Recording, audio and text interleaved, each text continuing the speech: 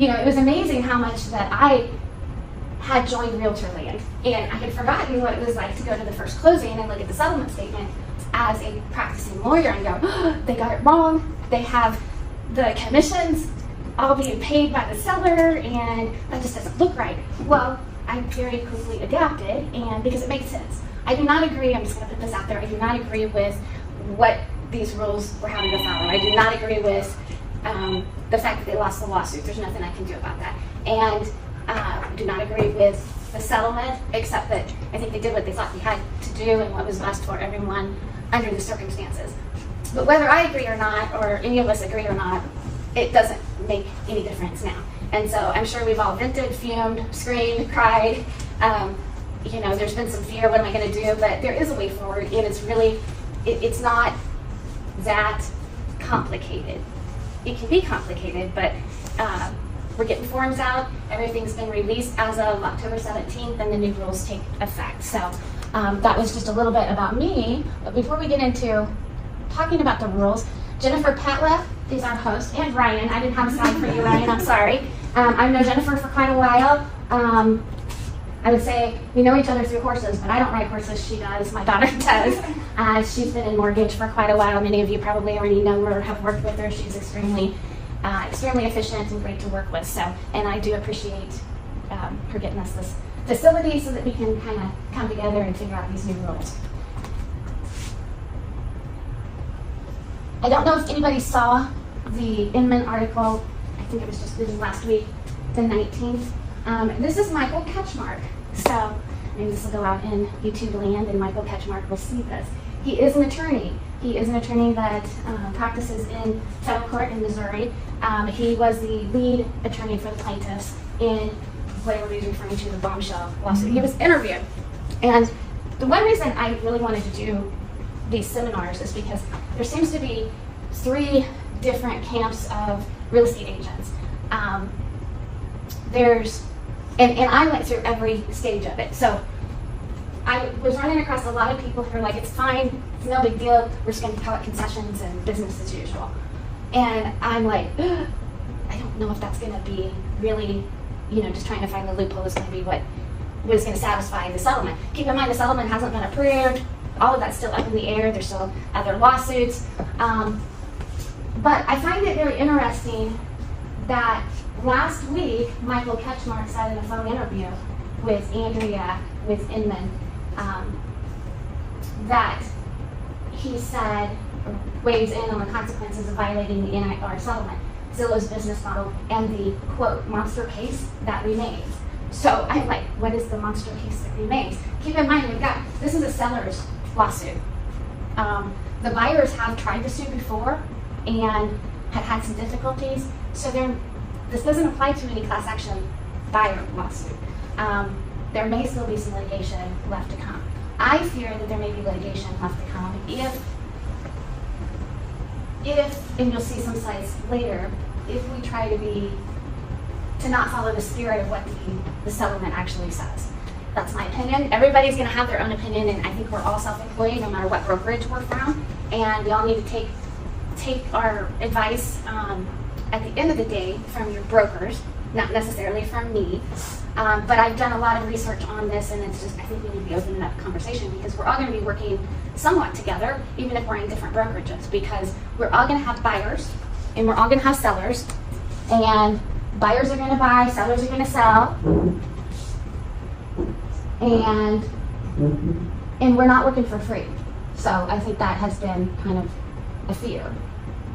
Do you perceive any lawsuits based on these new changes too? Yes. Yeah. Yes. And that's why when I say take this serious, I seriously feel, and I don't know if I printed it out, but I have it on my computer, the full article. I said 2 weeks ago in the first presentation that I did this type of a class on, I fully expect there to be secret shoppers. And he does allude to it in his interview last week, that they have teams of lawyers. Not all lawyers are bad. I'm a lawyer, and there's not, some lawyer lobby group that's like get all the realtors, but there's enough of a group that smell dollar signs, that do that type of work. Now that it's been done, there's a lot less risk for somebody else to come in and do it. Plus, there are teams of lawyers. He's got teams of lawyers that he's working with, and he even alludes that to in the future. So that's why I'm like, okay, I see the means, 3% note in the backyard, take a picture. Pre-made keychains that say 3%, put in the lockbox. Leaving a flyer on the table. I don't really think that's wrong. I don't think that violates the technical, but here's what we have. We have, no matter what that NAR fact document that was put out, there's like number 19 goes into like this, and this. It is not allowed, it is done, it is dead, blah, blah, blah. And then number 32 is like, you can still offer, the seller can still offer it if they want. Well, the spirit of what happened is it's price fixing and it's collusion. So whether or not you agree with the ultimate outcome of whether it's really price fixing and really collusion, they found that those practices were price fixing and collusion. So, and kind of going back to why I decided to do this, there's the camp of realtors who are like, business as usual, we'll just put it on concessions, we'll slide it in, we'll make sign writers, you can't defeat us, you know. Then there's some that were, and honestly, EXP got hit really hard with a lot of commotion about, 3 or 4 weeks ago when they said, we are not doing broker to broker. Their stance, and there's been several brokerages that have done it, and KCRER forums have kind of made it look like this. You get to the same result, meaning if a buyer needs help paying their buyer agent fee, thank you, Don, we can do it. It's a term that we can negotiate, but why offer it up front? I mean, it'd be kind of like saying, my seller decided we're going to list at $400,000, but he's going to take $250. That's the bottom. And that's actually what you're doing if we're doing the offering 3% up front, ahead of the game. And what that's also doing is also the definition of price fixing. I mean, if you look at it, if you decide it predetermined prior to or at the time you're putting it on the market, that it is a certain amount that you're offering the buyer's agent, no matter what, it kind of gets into that, it smells like price fixing because you're fixing it as a price. The other thing is, if you set it, what if the buyer can pay their own? What if I'm helping my daughter, I'm an agent, I'm helping my daughter find a place, I'm not going to charge her anything, and my broker's okay with that, whatever agreement I have, There's all kinds of what ifs. What if a seller offers 3 and the buyer's agent's only charging 2.5 because it's a friend, So, there's those things that you need to think about. But the other camp of agents that I was kind of running into was, I didn't realize it was that serious. I heard something in the news. I actually, if you get on some of the Facebook groups, which Michael Ketchmark says that he's watching, and they are, and that's how they got Tom Ferry's video and stuff that they played in the lawsuit. Because they're watching all this and they're loving it. Because we're all just putting it out there. I've seen people post, I'm just putting a listing in, what happened to the commission? Stacy, I can't find it. So, I want to say, oh my gosh, that was just a joke. But there are a lot of agents who are not, maybe, the market's been a little bit tougher, they've taken other jobs, they really don't watch the news, they heard something, but, the election's kind of taken over the news coverage, so maybe they're not going to their broker meetings, maybe they haven't done something in a while, and so those agents are going to get a huge wake-up call because this is serious. This is very serious. And I, for one, do not want to be the front page of the newspaper for being the one that gets named in the lawsuit. So, what's changed? Most of you in here, I think, already know the 2 major changes. Buyer-broker agreements now must be signed prior to entering into a home to show a proposed buyer, potential buyer.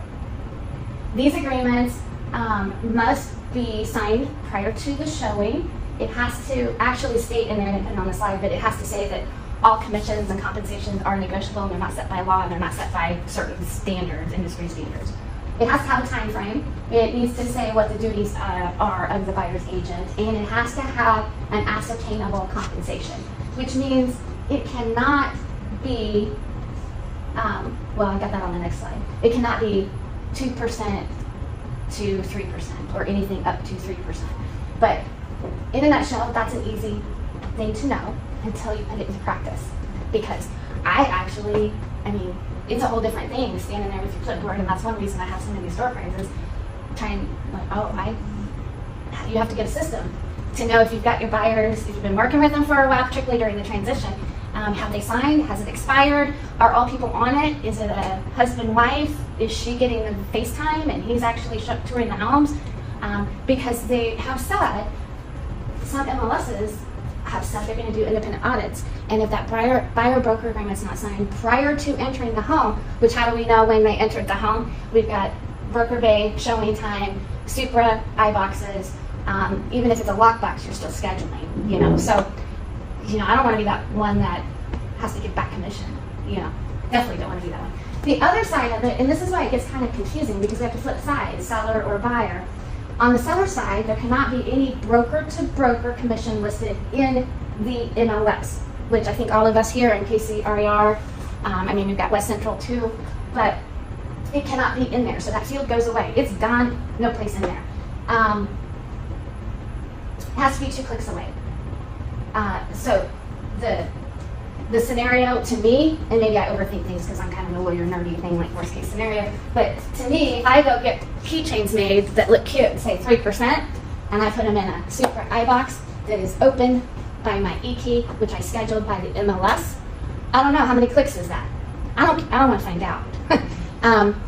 But you know, that's the landscape that we're finding ourselves in. Melanie, I went to a showing last night and they have on the listing update, seller to pay up to $10,000 buyer concession. So is that a way to get around that? And that's legal. They had it on the MLS? Yep. I think that that's where we're going to get sued on the second lawsuit. Because if it were like a buy down, we do that all the time. If it's a home warranty, offering home warranty. We actually put it in place already, but it was a term. That I think, if you follow some of the stuff, there's going to be so many people trying to do that to get around it, that I think buyers' closing costs just went up. Before August 17th, most closing costs would not have been $10,000. I mean, in some cases, VA loans, or depending on the home, or if there's a buy down, but most closing costs, and Jennifer can tell me, Ryan can tell me if I'm wrong, but I just always, even though everything keeps going up, insurance, taxes are kind of one of those variables that sometimes in the metro area with the taxes can shoot that up because it's a prepaid. But I calculate, you know, $5,000 to $7,000 for normal. I totally agree with that. Yeah.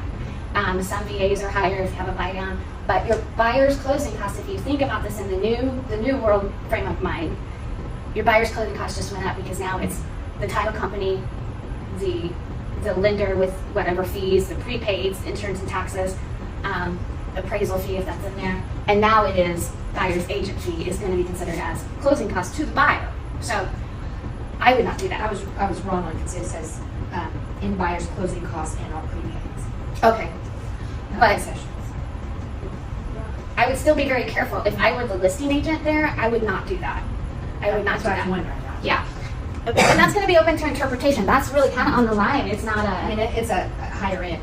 You're going to have a lot of closing. Right. But still, that If I were doing that, if I'm listing a lot of... intent, Yeah, if I'm listing a lot of homes and I do it once, I think I'm probably okay. If I'm listing a lot of homes and I do it on every one, it's going to set a pattern that my people are offering that. It's preset. It's baked. You don't want it baked into the price, even though I don't know how we're going to get that through appraisals. But so what is allowed, and this is kind of on the buyer broker agreement. I'm switching back and forth. You can be exclusive, non-exclusive. You can have one-time showings. I have some one-time showing forms in your folders that are not branded to KC-RER or any brokerage.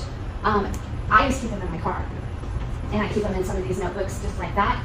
Keeps them nice and pretty and away from my spilled coffee or somebody stepping on them.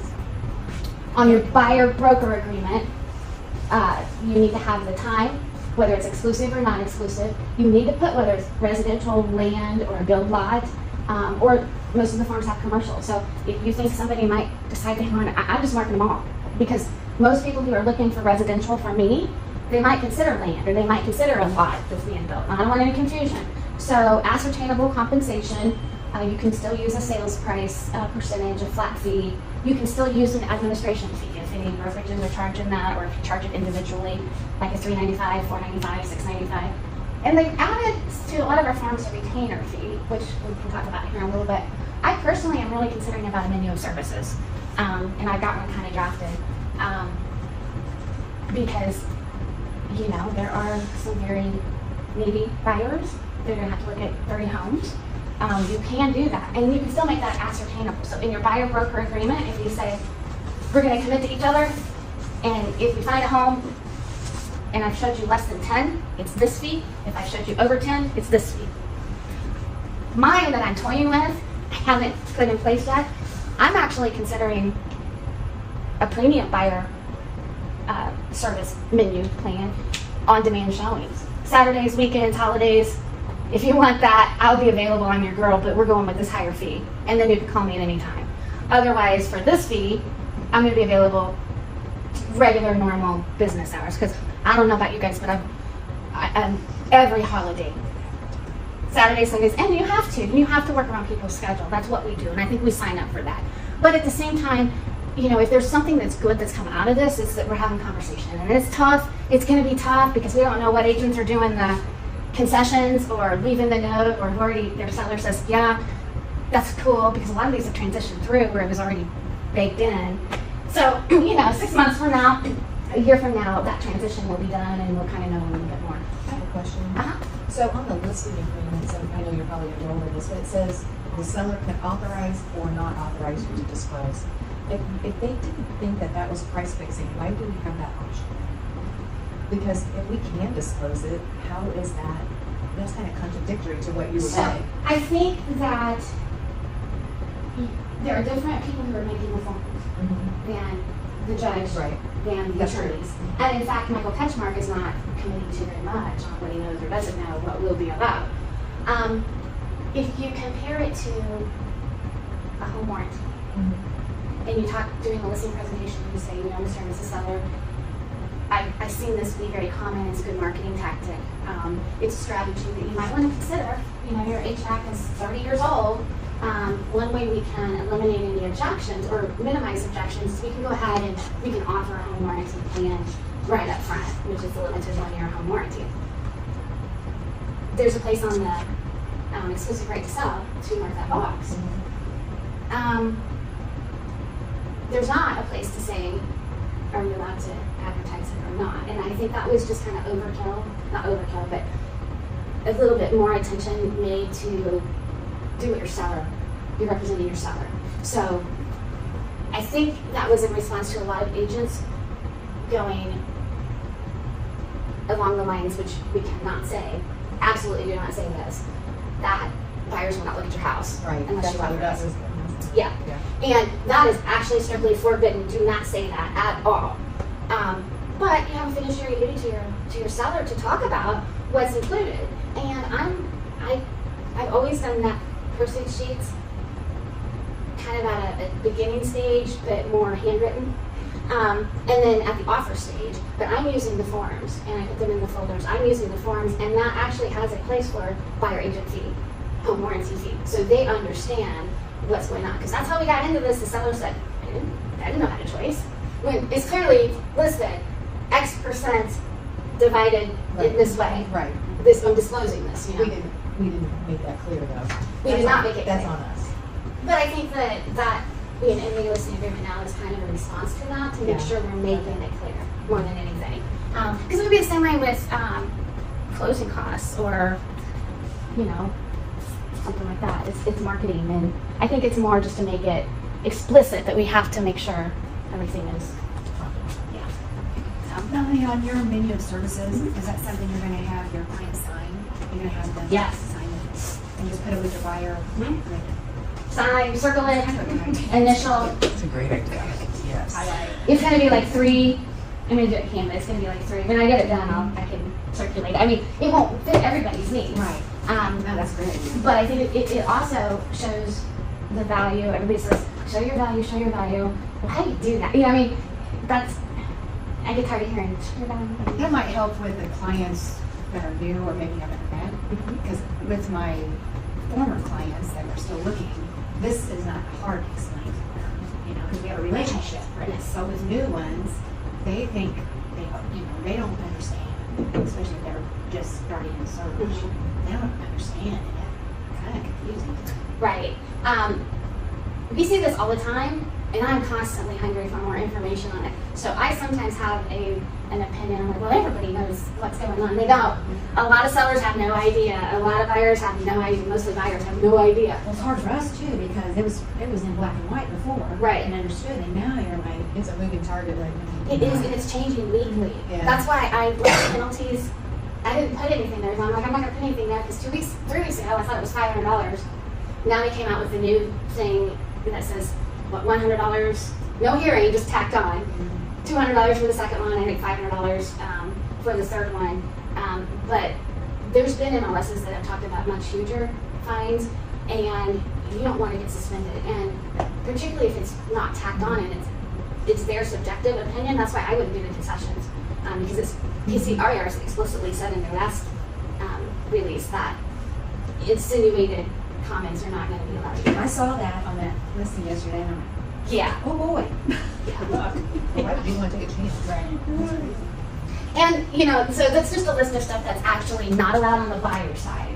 You have to, like I said, even dominion services. I think dominion services is great to have with you on your listing presentation too, because I think it delineates so they know what a buyer's agent does. They have an idea what they're paying for if it's requested. Let's see what my next slide is. And this is the seller side of it. And I just put 2 things there. If we just remember that what got us here was a seller's agent, listing broker, listing agent, and the seller sat the fee. It was predetermined, it was prior.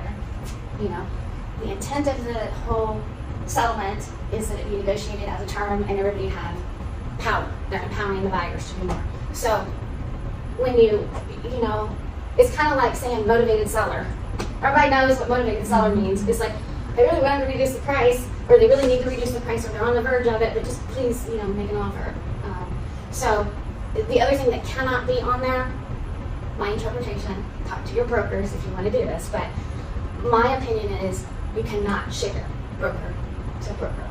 Meaning, the old way was seller's agent initially collected. I mean, a lot of this is kind of, you have to visualize it, you know, but played out. But in the seller's minds and in the buyer's minds, and even in the title company's minds, the seller's agent collected the entire fee, whatever it was, and they dispersed to the buyer.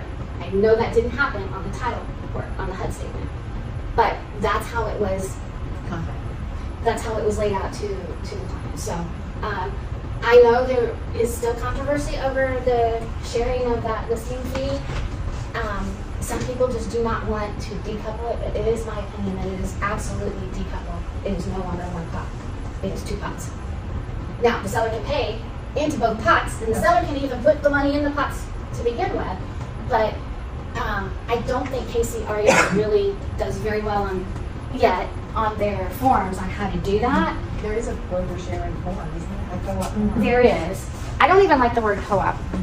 I mean, I know our office came out with a seller-directed compensation form, which I didn't put up here, but I have it in your folders. It's copyable. It's not branded to any brokerage.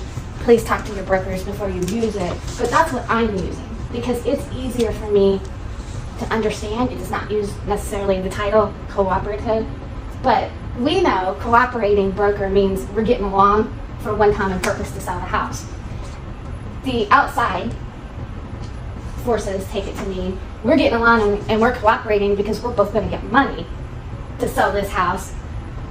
The heck with the clients. And that's not at all, I mean, I don't come across, as a lawyer moving over to real estate, I've told a lot of agents, I had no idea you work so hard, you know, so hard, long hours, and the stress. I thought I was moving to a less stressful job. Oh my gosh, you know, and you carry that stress with you, and that's what I think has made good real estate agents good and great, is because you can take the stress from your clients and you can bear that for them because you've done this 1,000 times and you know where it's going and you know it's nothing to be panicked about and you know there's a backup plan if something falls through. But I think we made it look too easy. And so they see us 30 minutes while we show the house, and then they don't know all the calls and comps and appraisal things, and Well, and I feel like part of it is, you see the sold it in 24 hours. That is not helping. no. I agree. And I think some of that maybe, the market took off and the market did what the market did. We didn't do it. We made our jobs look easy, but oh my gosh, being a buyer agent during that time when It was not easy. Yeah. it was anything It's still but not easy. easy. It's still not easy. But you are correct, and we used that a little bit too much as an industry.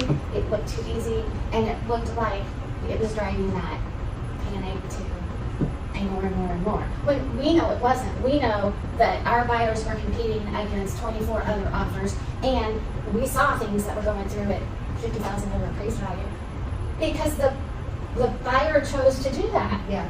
Because they wanted a house. And, it's just like if you have 5 loaves of bread and 10 people that want bread, and the buyers of the bread are feeding their family, they're going to pay that extra money for bread.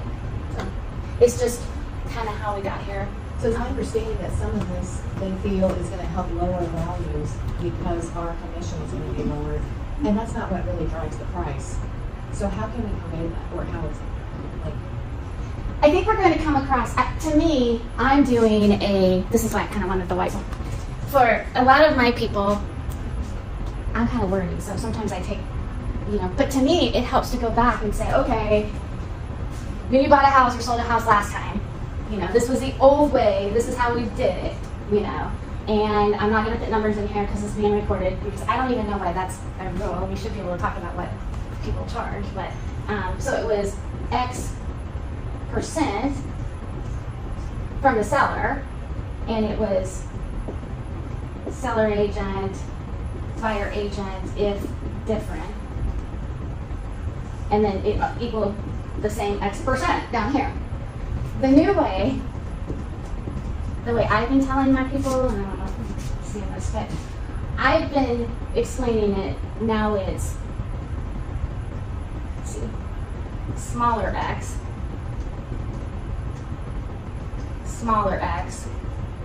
equals x, because it's really, but there's a lot of stuff that goes in the middle. There's maybe there's no buyer's agent agreement, which we've always dealt with before, and that didn't always mean the same amount. Maybe there's that buyer's unrepresented. Maybe that buyer is a real estate agent themselves. Maybe that buyer is a retired real estate agent and they feel like they know what they're doing, they don't need representation. Maybe, there's all kinds of scenarios. Maybe there's a buyer's agent when the market was driving this. Buyers, you could offer less up here, and buyer's agents took less, typically. It's always been negotiable. Yeah, it's always been negotiable. I did go back and read through the rules a couple of years ago, KCRAR rules, and I did find, because I was like, oh, that's where it is. There was one line in there that says buyer's agent fee cannot be negotiated. That was, I get the gist, it was to protect The buyer's agent. the buyer, it was to protect the buyer's agent and the buyers. If I'm going to buy a house and I have Dawn as my buyer's agent and the seller doesn't like Dawn, and for whatever reason, maybe they just don't like blonde hair or people who wear glasses, or which is going to get into fair housing, but maybe their daughter-in-law was Dawn, and they just don't like the name, and they're like, yeah, I'm not going to pay her the same amount. So then what do you do? And buyers have always had to, they signed the contracts that said they would make up the difference, and sometimes we enforced that or asked for it. Sometimes we negotiated that with our buyers and said, there's only X percent.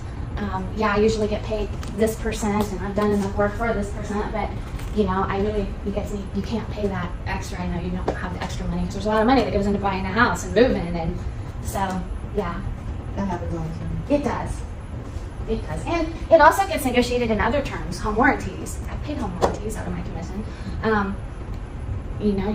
The washer, there's a misunderstanding about the washer and dryer. The refrigerator got moved and the water thing didn't get clamped, and Now we got damage. Moving trucks during the market when it was like multiple offers. Yeah, I come up with some creative stuff. U-Haul truck and a year's worth of Netflix. You know, sometimes you got kudos for just being creative. But you know, I kind of go through with my sellers who I ask them if they want to know. Do you want to understand this? You know, because some of them are like, I don't care, just tell me what I have to pay. It's very confusing. I tried this week. I know. And they're going, what? And that's one reason I'm doing this, because I've had trouble explaining it. And then you get too wordy, and then you're like, oh. Yeah. Yeah. And they did. They just went, oh my gosh, I think we need to pay it, so let's just do it. I go, okay. Yes. Yes. I have seen, oh, there's a paper towel.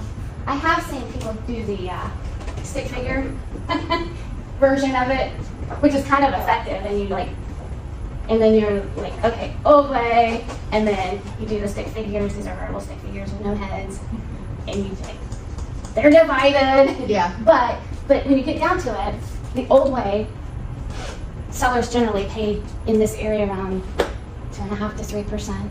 That's kind of what they expected. If they're calculating at home when they're looking at Zillow and their new homes, how much I'm going to get for my home, they're going to take that as estimate and they're going to calculate, well, if I use a realtor, I'm going to probably get, 5-6%, and and they just, when they start researching, that's what they come up with. So the old way, the seller paid 2.5%, 3%. The buyer's agent got paid 2.5%, 3%, give or take. It's a little bit different and it varies. And the end result altogether, all in one bucket, was about 5 to 6%. You go closer to the lake areas, and it's more closer to 7%. You go, flip homes might be less or more depending on how the market's going. If you did a flat fee because you had to charge a flat fee, but Well, even auction houses are 10. So, I know, yeah. So it could Yeah. go either way. So it's the end result. I think what we have to convey to the sellers is that the news media got it all wrong in the beginning, and we can even just say they didn't understand, because it's hard to understand. Give them grace.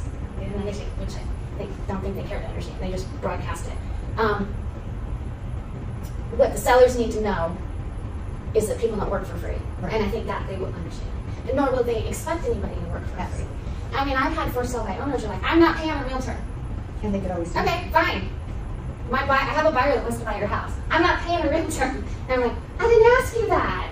And so I had a conversation with another for sale by owner a couple weeks ago. I'm like, this one went well. I had my words right. I said, well, I totally get it. I totally get it. And you're for sale by owner. I know I have a couple that your house would probably work for. And she's like, well, I'm just not going to pay a buyer's agent. And I said, okay. I said, well, that's not a problem because my buyers are prepared to pay me. She's like, oh, okay. She's like, how does that work? I said, well, we'll probably, if your house is worth what you think it is, and if my people are willing to pay that, then, we may offer over and ask that it come out of the proceeds. She said, that's fine, I can negotiate. Oh, wow. She's like, if we need to, we have some negotiating room if we need to. She was stuck on, which a lot of people get stuck on, I'm not paying a buyer's agent. And It's all bottom line though. if they will go to the bottom line, yes. And so that's the conversations we need to have, and everyone's going to be different. Every conversation's going to be different. Every person's going to be different. And we've always had that. I have people who, I really have somebody in my memory who, it didn't matter how much they paid in closing costs for the buyer. Well, they just paid a whole year's worth of insurance for them. Yeah. Okay. Or sellers like that too. And they're stuck on that. Had it been closing costs, it'd be fine. But the fact that, Those prepaids. yeah. Yeah. They would have paid more for closing costs. It was the principle, And I get it because I get that way too. I got that way when the lawsuit came up and we lost. I'm like, yeah, there's a video, I'm gonna find it. Because I set my car and I just talked to the video, and I'm like, this is when I started really doing videos, and I was like, I don't know if I know how to put that out yet. But it was to my people, It's like, this has always been negotiable. This is BS, and this is blah, blah, blah, blah, blah. I'll find it sometime. Maybe I'll send it to you guys. It's kind of funny. But then when I saw it, and I remembered that time in 2016 when I went to my first closing the day before, and I saw the HUD statement for the first time, and I'm like, that's wrong. Seller's paying this brokerage, and seller's paying this brokerage. Seller's paying this brokerage, and this brokerage paying this brokerage. luckily, I think it was Truman Title, they had grace with me and told me I was absolutely wrong. And, but you know, you get stuck in ways and how you see things, and we all have that. You know, everybody has, I've had people who, you know, were just $4,000 difference, but that was just the breaking point. Done, walk away, cancel the contract, and it's just, you know. So I think the more we can educate people about the old way, the new way, in many ways it's the same, but in many ways it's different, and it's more empowering, and it's more transparent, and we have to look at we can't continue to just be on this is horrible, you know, because buyers are still going to buy, sellers are still going to sell, and I do truly believe that everybody's going to primarily use real estate agents. So, And we're all gonna get paid. and we're going to get paid, because we don't work for free. And I had to struggle with that too. I'm like, you're going to sign something saying you're going to pay me? You know? Because when I was in that messy middle part where we're going to call every agent, and if that seller's not offering, you know, outside of MLS, the 3% or whatever, X percent or any compensation, well, am I just not going to show that home? And then one day it hit me, I show homes with no guarantee that I'm ever going to get paid every single day, you know? So why should it be any different? Everything's negotiable. People put on their listing agreements, sellers. I have sellers say, nope, give it a home warranty. Nope. Okay. Offer comes in with a home warranty. That's fine. You know? And we don't have to go back and agree to listing agreement because of that. So I think we can if we put it into terms of, take it back to how did the home warranty work? You know?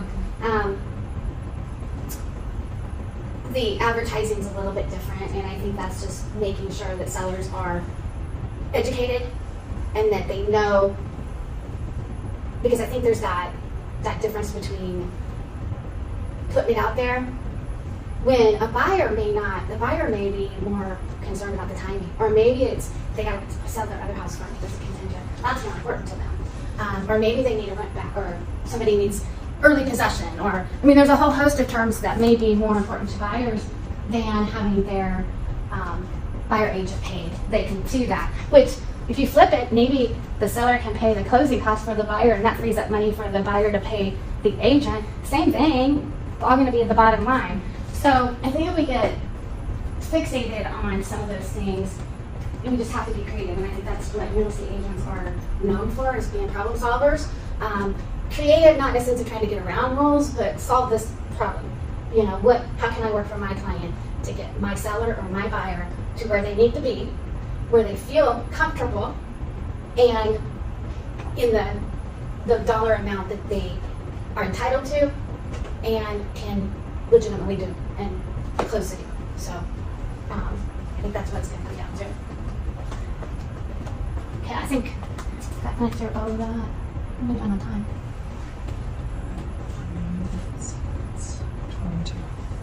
Okay, we're doing good on time. So it's 12. And a lot of this is just, make sure this is that article again. I can email it to you in its entirety. I need my inbox expression just to get it. But this is just a small piece of it.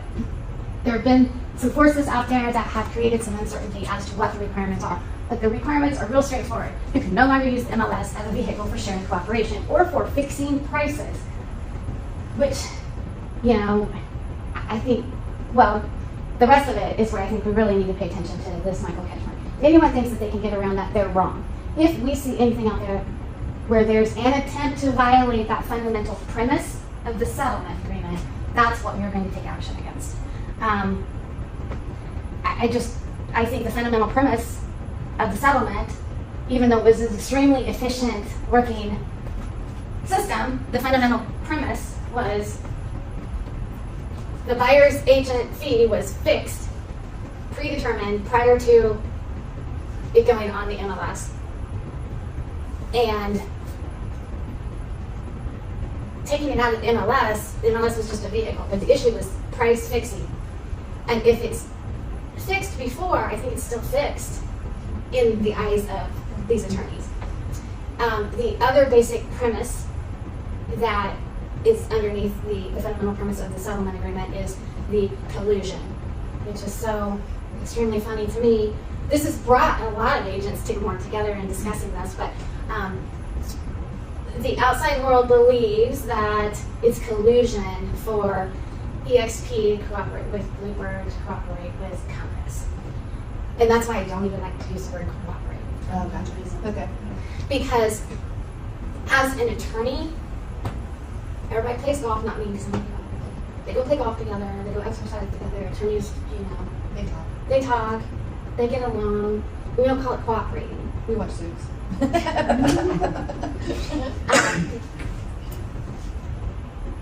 If you think about it, and you think about it from a completely outside standpoint, because I've heard it be compared to electricians, to plumbers, and I've even compared it, on the buyer side. You don't expect to hire an electrician or plumber and not pay them. This industry is just a little bit different. So as an attorney, attorney's fees are awarded to certain people in lawsuits, and the other side sometimes has to pay the attorney for the other side. But they don't like each other, and they're completely, there's animosity there. There is not a common goal. It is a little bit odd. I've not been able to come up with another industry who does this. I guess I haven't went into insurance and financial advisors and stuff like that, but basically a seller wants something, and we've always took it, everything's going for the common goal, which is to close the property. But the seller has certain objectives that are different from the buyer. And from just a complete outside perspective, if the seller is paying the buyer's agent no matter what, and it's not negotiated, it kind of lends itself to look like the seller's paying the buyer's agent for their purpose, But the buyer's paying the price they want. I know. So who's paying who? I think you could follow that all the way out. Yeah. And I've talked to several people on their perspectives of who's paying. I see the physicians that I've talked to usually say, well, the seller is paying.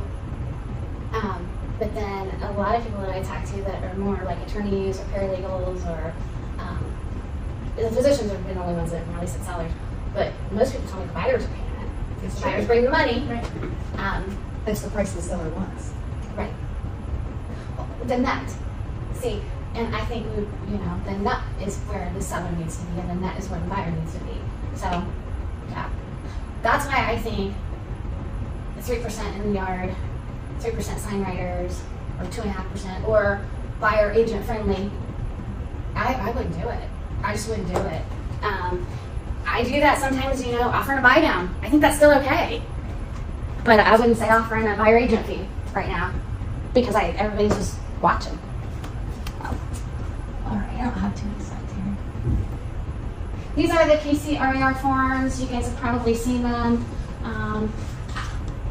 This is more of a conversation, and each brokerage I feel like is going to tell you exactly how they want it filled out. But these are the changes.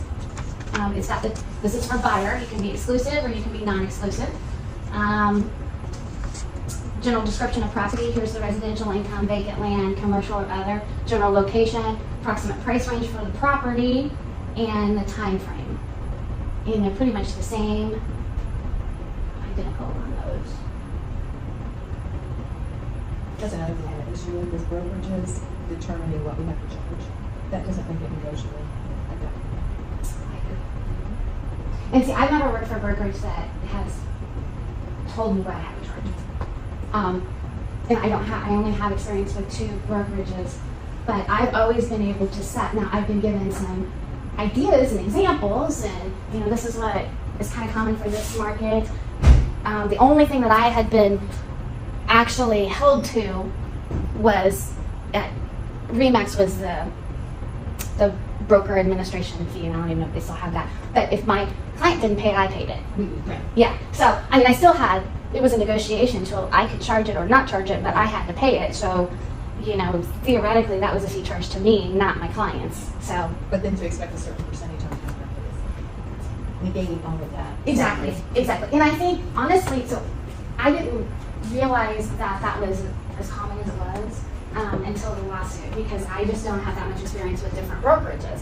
I know I had worked with other agents, and it kind of seemed like they were pretty stickler, stuck on that commission, you know, and I'm like, I wonder if that's being required.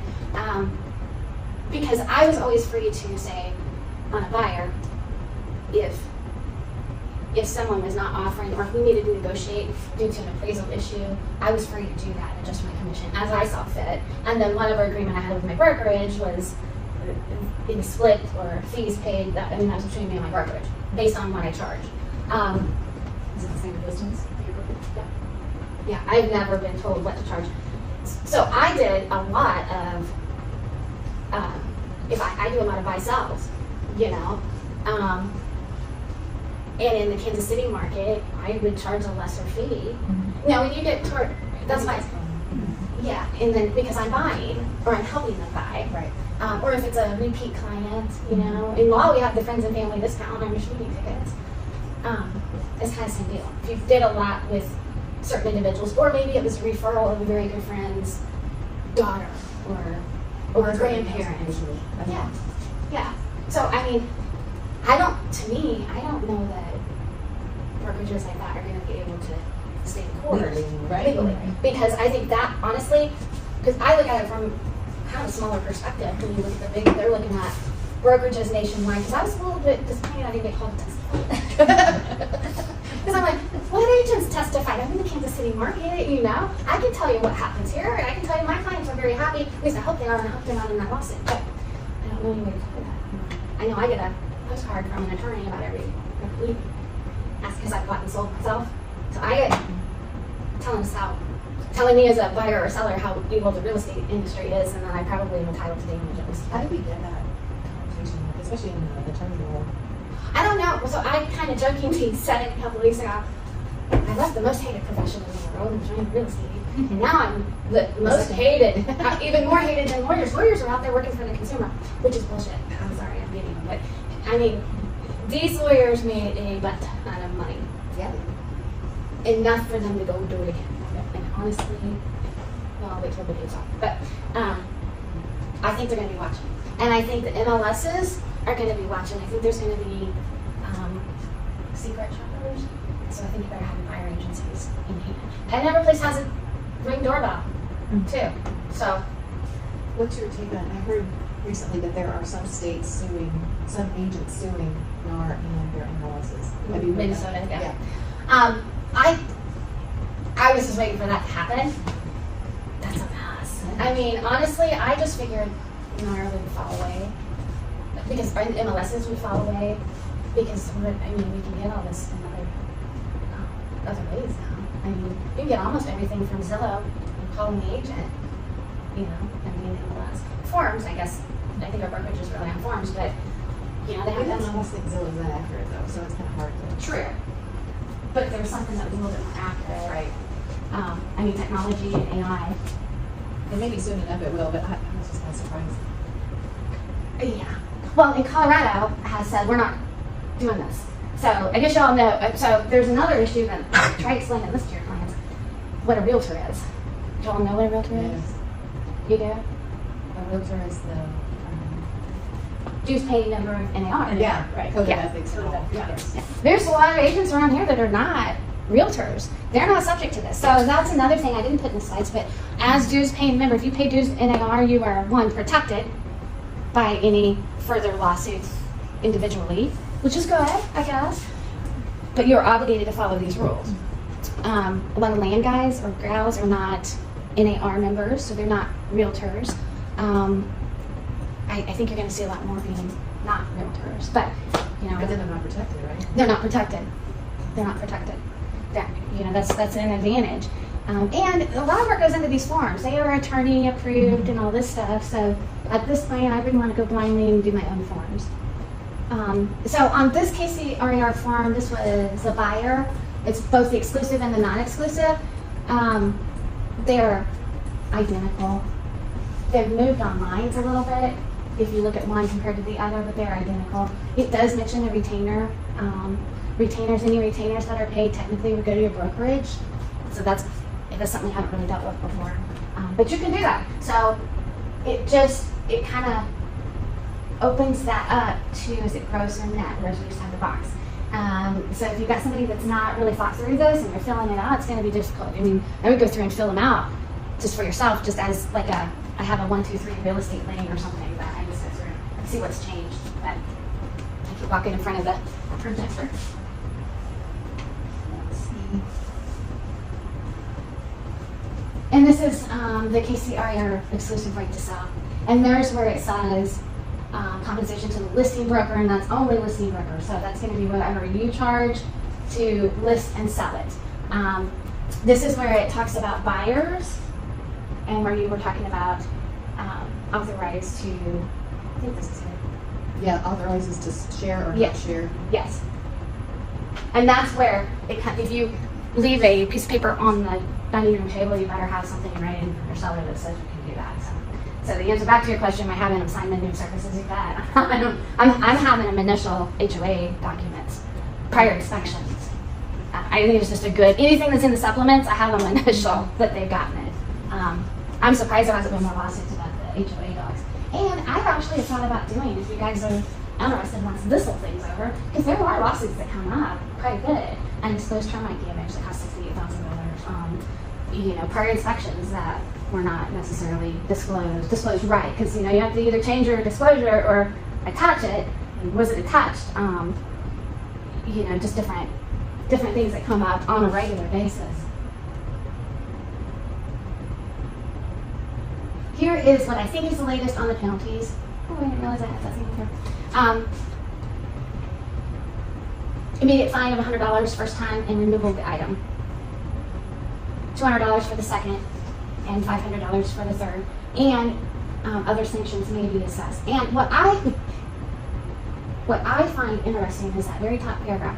Below is the start of a few new MLS rules because of the settlement mandate we have had to put in place. We will have a series of posts to inform you of the new rules, not to overwhelm you in one post. So I went directly to where they have it hyperlinked and went to the MLS rules and regulations.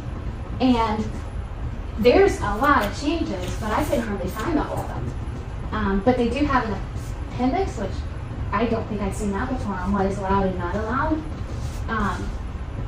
But then at the end, they've always had this, but it says what date certain things were changed. And it's changing a lot. I really feel like there's not going to be a hearing. It's going to be attached to your bill, just like if you miss a deadline on a day, it's going to be attached to your bill. You may have the 60 days to say, hey, I didn't do this, but I just don't think they're going to listen to you. And you're just going to do that. You don't pay it, you're suspended, boom.